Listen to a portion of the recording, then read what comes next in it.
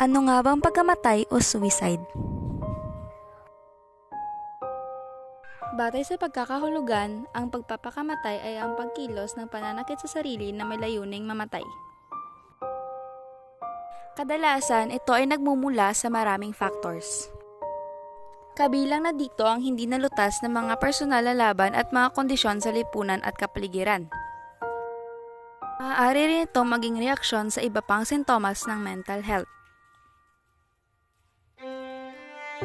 Ang dahilan ng pagsusuicide ay ang taong may depresyon o may mabigat na problema na hindi na nila kinaya kaya naisip nilang magpakamatay. Ang suicide attempt ay isang pagtatangka na wakasan ang buhay ng sariling buhay, kung saan nakaligtas pa rin ang isang individual mula sa pagkamatay. Samantala, ang suicide naman ay isang matagumpay na pagkakamatay. Sinasabi ng mga tao na namatay mula sa suicide ay maaaring hindi nakaranas ng suicide attempt sa nakaraan. Mayroon ilang common na ginagamit na paraan sa pagpapakamatay tulad ng paglason, pagbigti, o pagbaril sa sarili.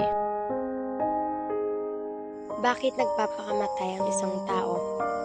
Maraming kadahilanan, madalas na magkakaugnay ang maaaring maging sanhi na maisip ng isang tao na kitilin ang buhay.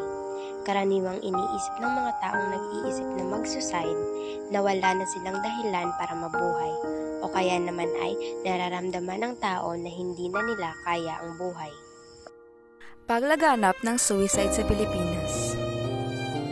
Bagamat may kakulangan sa malawak na pag-aaral at data tungkol sa pagpapakamatay sa Pilipinas, makikita na ang mga numero at porsyento ay tanda na dapat pagbutihin ang mga pamansang programa sa kalusugan ng isip. Malagang itaas ang kamalayan sa lumalagong krisis sa mental health at mga serbisyo na maaaring gamitin sa mental health ng mga tao sa Pilipinas. Ayon sa Department of Health o DOH, ang intentional self-harm ay isa sa mga pangunahing sanhi ng pagpapakamatay ng mga Pilipinong nasa edad 20 hanggang 24.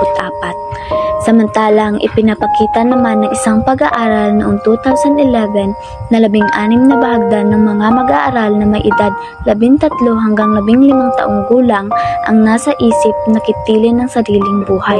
Gayun din, 13 bahagdan ang nagtangkang magpakamatay. Sa kasamaang palad, mayroong kultural na stigma na umiikot sa mental health, maging sa mga taong may sakit sa isip, kung saan ang mga ito ay maaaring tumigil sa taong humingi ng tulong. Ang stigma na ito ay maaaring magresulta ng kakulangan ng